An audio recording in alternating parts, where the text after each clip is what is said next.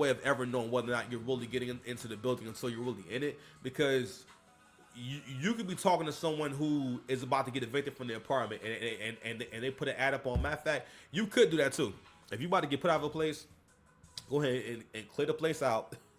If you can clean that place out, and then take in, how can I say, take in prospective people, right?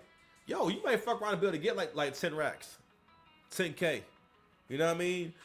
Just taking a security deposits. You can say, yeah, man. So we approved. You got it. You know what I mean? Just give us a month and a half rent. Shoot, you might get about 4 or 5 people, especially some single mothers. Because again, a lot of these women is struggling, bro. People who make good money right now is having a really hard time. If you got a car note and car insurance and pay for gas and stuff like that, yo, you're probably paying an extra $1,000 a month in expenses. Much less the maintenance on your car, brakes, repairs, all types of stuff, right? So that's one of the biggest reasons why you're even here. You don't know something is going on here. If you was able to fall for that, not only that, we're also seeing how vulnerable women, y'all are so vulnerable if you ain't got no man around. If ain't no man around, y'all are mad vulnerable. So you really fell for someone telling you, yeah, man, just show up. Just give me a few dollars and we can move into the loft. Not first month's rent. Not proof of income. You say, yeah, well, if it's a way around it, what you mean a way around it? The most educated. Address and you're gonna open the door. $500 is all she had to pay to get the keys. Send you a deposit of $5. Shut the fuck up in 2020.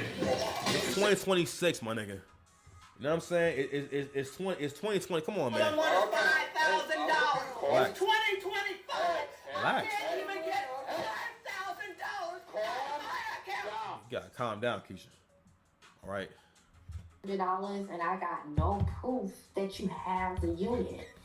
So when she started to see texts back like, baby girl, I do this for a living. I got people waiting in line for this unit. I'm trying to hold the unit for you. So either you gonna make your mind up or you not. I kind of was like, okay, bad customer service. Who you talking to? Another red flag, Zelle would only allow Brown to send $200, flagging the transaction for any amount more than that. Did you eventually send the money to her? Yes, I ended up convincing her because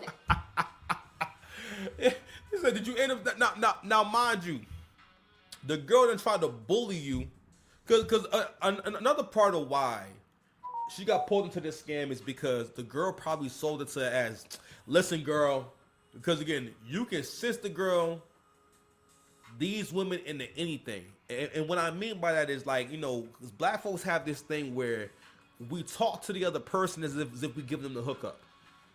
As if we hooking it up. You know what I mean? And black folks love for you to hook some shit up. Now, mind you, hook it up meaning give me something I ain't supposed to be getting. Give it to me for free. Break some rules. Violate your employer. or more so, do what's not in the best interest of the people you work for me just because I'm black.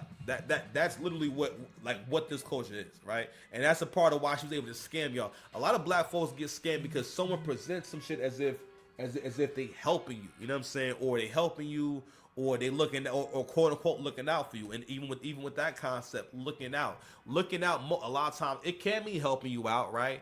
But there's also a limit to helping someone out, especially when it's something that has such heavy what's the word, heavy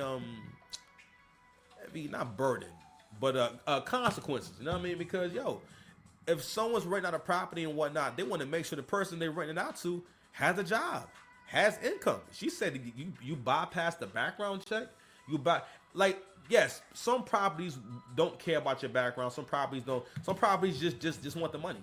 If you have the money and whatnot, you can move in. Now, you can't do that everywhere. But a lot of properties, because they need people to be in those apartments for it to make money. They can't have a building full of people who ain't paying rent or a bunch of empty units. You know what I mean?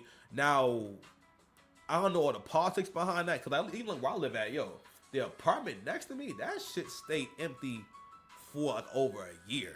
And that will happen sometimes too. And that's why I always tell people, like, you looking for an apartment, if you look hard enough, you'll find something. You'll find something in your budget, and you'll find someone who's willing to take you. If you're actually going to every building, and it may take multiple applications and whatnot, but you'll find someone, even if you got a background in evictions, you'll find someone who's going to take you because they try to make some money.